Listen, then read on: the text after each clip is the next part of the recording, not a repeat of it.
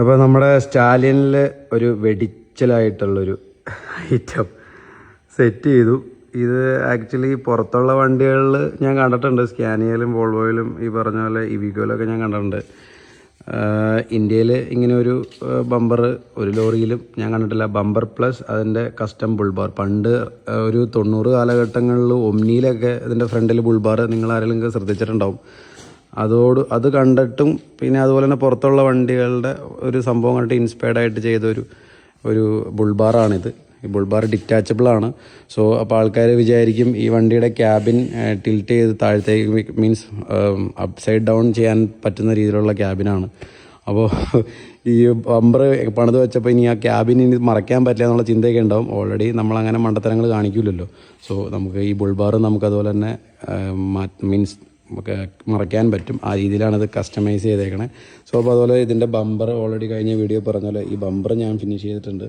ഇതിനകത്തും ഒരു 3 fog lamps, projector fog lamps വരും വിത്ത് ഡിമോണായി ആൻഡ് 2 കളേഴ്സ്. അപ്പോൾ അതും നമ്മൾ ആഡ് ചെയ്തിട്ടുണ്ട്. ഇതെല്ലാം ഓരോ പീസും എല്ലാം കൈ കൊണ്ട് വെട്ടി ഉണ്ടാക്കിക്കണം കേട്ടോ. ഇത് ഈ ഒരു full custom fog lamp cover ബമ്പറിന് വരുന്ന ഡിറ്റാച്ചബിൾ ബാബ്സ് കസ്റ്റം ബിൽറ്റിൻ്റെ സ്പെഷ്യൽ കസ്റ്റം ഫോഗ് ലാമ്പ് കവറാണ്. സാധാരണ ARB ബമ്പറിലൊക്കെ ചിലപ്പോൾ നിങ്ങൾ കണ്ടാണ് എല്ലാം ഫൈബർ അല്ലെങ്കിൽ ABS പ്ലാസ്റ്റിക് ഒക്കെ ആയിരിക്കും. പക്ഷേ ഇത് നമ്മൾ മെറ്റലിൽ തന്നെ ക്രാഫ്റ്റ് ചെയ്തെടുത്തേക്കണം ഒരു ഫോഗ് ലാമ്പ് കവറാണ്. അത് ഞാൻ 3 പീസ് ആഡ് ചെയ്തിട്ടുണ്ട്. പജറിൽ ഞാൻ 2 പീസാണ് ആഡ് ചെയ്തത്. ഇതിൽ 3 പീസ് ആഡ് ചെയ്തിട്ടുണ്ട്.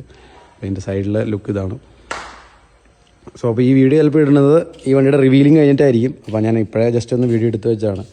ഇത് എന്താ പറയുക, ഞാനിപ്പോൾ ഇതിനെപ്പറ്റി കൂടുതൽ വർണ്ണിക്കാൻ നിൽക്കണില്ല. നിങ്ങൾക്ക് കാണുമ്പോൾ തന്നെ മനസ്സിലാവും ഇതൊക്കെ എത്രത്തോളം പ്രാന്ത് എടുത്തിട്ടും എത്രത്തോളം ടൈമും എഫേർട്ട് എടുത്തിട്ടും ഒരാഗ്രഹങ്ങൾ തീർക്കണം എന്നുള്ളത്. അത് പക്ഷേ എന്തായാലും ആഗ്രഹങ്ങൾ മനസ്സിൽ വെച്ചുകൊണ്ട് നടന്നിട്ട് കാര്യമില്ല. ആഗ്രഹങ്ങൾ തീർക്കുക, അതിന് വേണ്ടി മാത്രം ചെയ്തതാണ്. അത് എപ്പോൾ വേണമെങ്കിലും അഴിച്ചു വയ്ക്കാനും പറ്റും, എപ്പോൾ വേണമെങ്കിലും ഫിറ്റ് ചെയ്യാനും പറ്റും.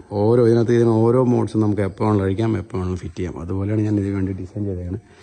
സോ അപ്പോൾ ഈ ബമ്പർ ലോകത്തിലേന്നും മറ്റേ നമ്മൾ ക്ലെയിം ചെയ്യാൻ നിൽക്കണില്ല. അതൊക്കെ പലരും ക്ലെയിം ചെയ്യുന്നുണ്ട്. പക്ഷേ നമുക്ക് ലോകത്തിലെ ക്രെഡിറ്റ് ഒന്നും വേണ്ട. എന്തായാലും ഇന്ത്യയിൽ ഇതുപോലെ ട്രക്കിന് ഇതുപോലത്തെ front bumper it's one of a one and it's very unique and അടിപൊളിയായിട്ടുണ്ട്. ഞാൻ തന്നെ എന്നെ കുറച്ച് അപ്രീഷിയേറ്റ് ചെയ്യുകയാണ്. ബിക്കോസ് കൊള്ളാം, എനിക്കിഷ്ടപ്പെട്ടു.